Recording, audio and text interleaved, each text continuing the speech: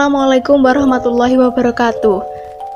Pada kesempatan kali ini, kami hendak memaparkan materi mengenai pengelolaan pengetahuan pada sistem informasi manajemen di suatu perusahaan. Untuk lebih jelasnya lagi, saya perkenalkan terlebih dahulu anggota dari kelompok kami. Yang pertama, saya sendiri Hamidah Fani. Berikutnya ada Anindita Putri Ramadhani, Miftahul Rosidah, Rosa Devi Fitratin Ilmi, Taris Dwi Wulandari, dan yang terakhir Wahyuni. So, kita langsung saja. Berikut ini adalah penjelasannya. Dalam mengolah pengetahuan, suatu perusahaan harus melengkapi 4 syarat indikator sebagai perusahaan digital. Harus bisa memanajemen pengetahuan dalam suatu perusahaan. Kita bisa menentukan sistem kerja pengetahuan dalam perusahaan dan harus tahu mengenai kecerdasan tiruan maupun teknik kecerdasan lainnya yang bisa digunakan dalam perusahaan. Indikator yang harus dipenuhi dalam perusahaan digital yaitu sistem pengelolaan rantai pasokan, sistem pengelolaan relasi pelanggan, sistem perusahaan, dan sistem pengelolaan pengetahuan. Manajemen pengetahuan didefinisikan sebagai setiap proses atau praktek membuat, memperoleh, menangkap, berbagai, dan menggunakan pengetahuan dimanapun berada untuk meningkatkan pembelajaran dan kinerja dalam organisasi. Manajemen pengetahuan adalah seperangkat proses bisnis yang dikembangkan dalam organisasi untuk menciptakan, menyimpan, memindahkan, dan menerapkan pengetahuan. Manajemen pengetahuan meningkatkan kemampuan perusahaan dalam mempelajari lingkungan sekitar dan menerapkan pengetahuan tersebut dalam proses bisnisnya.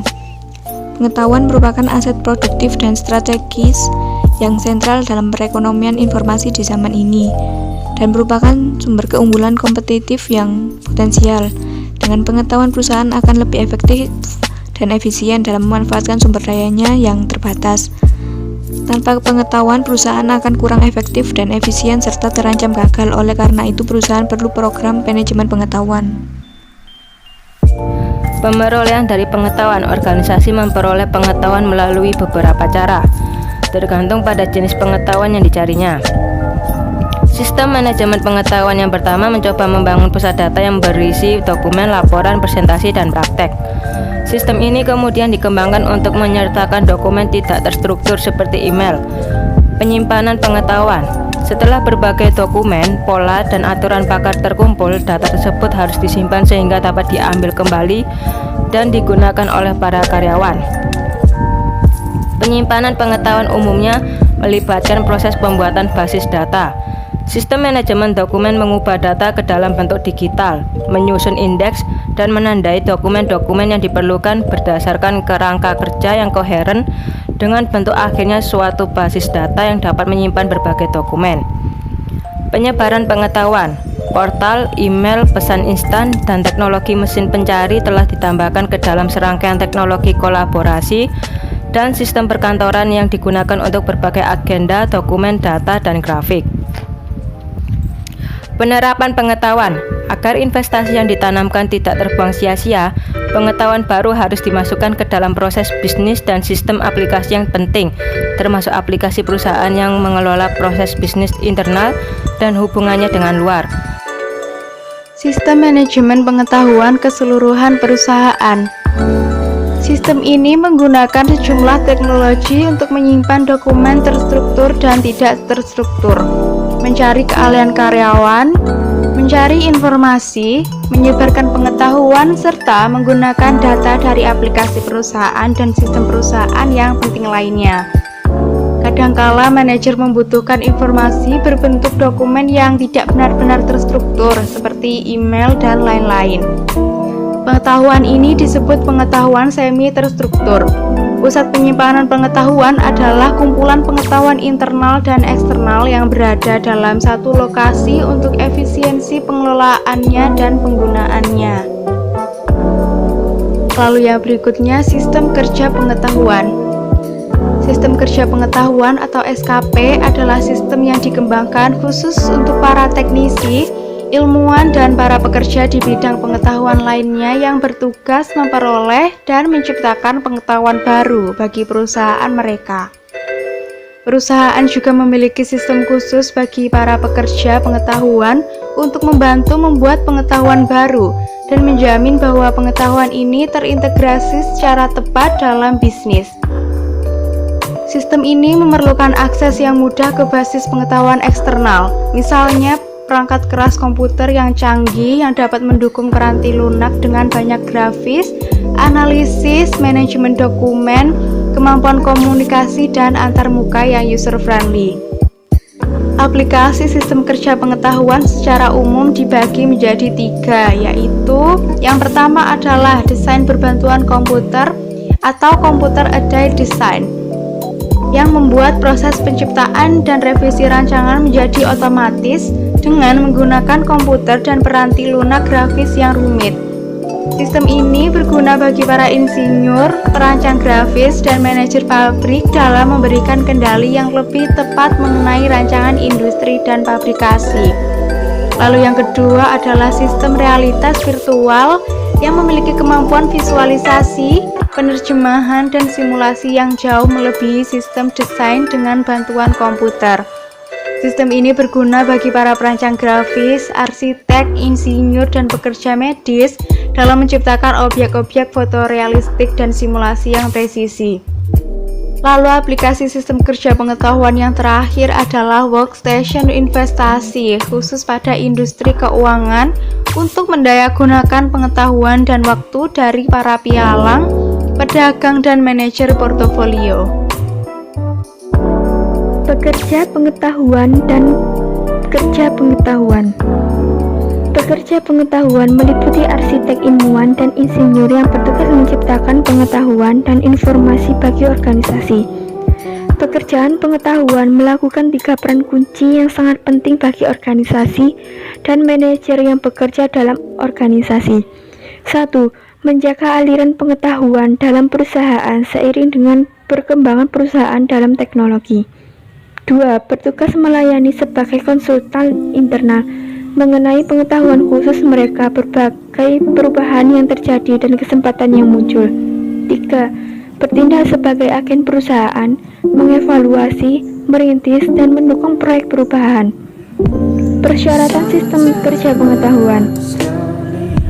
Pekerja pengetahuan memerlukan sistem kerja pengetahuan yang sangat spesifik dengan grafis, alat bantu analisis, dan kemampuan komunikasi dan manajemen dokumen yang canggih.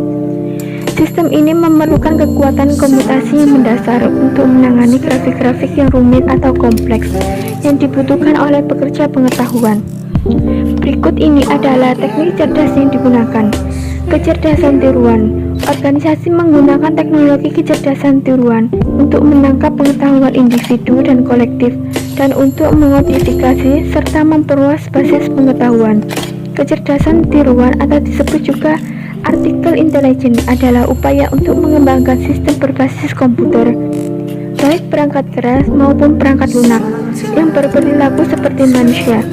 Sistem seperti itu akan menjalankan tugas-tugas fisik yang berkoordinasi atau juga robotik, menggunakan perlengkapan pemahaman yang menginformasikan perilaku fisik dan bahasanya, sistem pemahaman oral dan visual, dan berusaha menyamai keahlian manusiawi dan pengambilan keputusan atau juga disebut sistem pakar. Kecerdasan buatan tidak memiliki fleksibilitas, keluasan, dan keumuman dari kecerdasan manusia, tapi dapat digunakan untuk menangkap, mengodekan, dan memperluas pengetahuan perusahaan. Perusahaan dapat menggunakan kecerdasan buatan untuk pertama, membantunya menangkap dan menyimpan pengetahuan tersirat.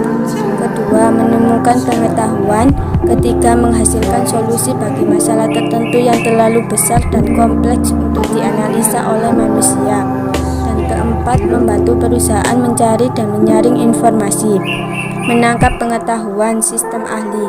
Sistem ahli adalah teknik cerdas untuk menangkap pengetahuan yang tersembunyi dalam keahlian manusia yang sangat spesifik dan terbatas cangkupannya. Sistem ini menangkap pengetahuan dari pekerja pakar dalam bentuk serangkaian aturan. Serangkaian aturan ini dimasukkan ke dalam memori atau pembelajaran perusahaan. Bagaimana sistem ahli bekerja? Sistem ahli membuat model pengetahuan manusia menjadi serangkaian aturan yang secara kolektif disebut basis pengetahuan. Strategi yang digunakan untuk melakukan pencarian dalam basis pengetahuan disebut mesin inferensi. Dalam penalaran maju, mesin inferensi dimulai dengan informasi yang dimaksudkan oleh pengguna dan mencari informasi dalam basis pengetahuan untuk akhirnya mencapai suatu keputusan. Kecerdasan organisasional, penalaran berbagai kasus. Pengetahuan organisasional dapat ditangkap dan disimpan dengan menggunakan penalaran berbasis kasus. Dalam penalaran berbasis kasus, deskripsi dan pengalaman masa lalu seorang spesialis yang dipresentasikan sebagai contoh kasus disimpan dalam basis data untuk digunakan kembali di sewaktu-waktu. Pada saat seorang pengguna berhadapan dengan kasus yang baru dengan parameter yang serupa. Teknik-teknik kecerdasan lainnya. 1. Sistem logika fuzi. Logika fuzi adalah teknologi berbasis aturan yang dapat merepresentasikan sistem yang telah disebutkan dengan menciptakan aturan yang menggunakan nilai subjektif atau nilai yang mendekati. Logika fuzi dapat menjelaskan fenomena atau proses tertentu secara linguistik, kemudian merepresentasikannya dalam sejumlah kecil aturan yang fleksibel. 2. Jaringan saraf tiruan. Jaringan saraf tiruan digunakan untuk menyelesaikan masalah-masalah yang kompleks dan sulit dipahami, di mana sejumlah besar data mengenai masalah tersebut telah dikumpulkan. 3. Algoritma genetik.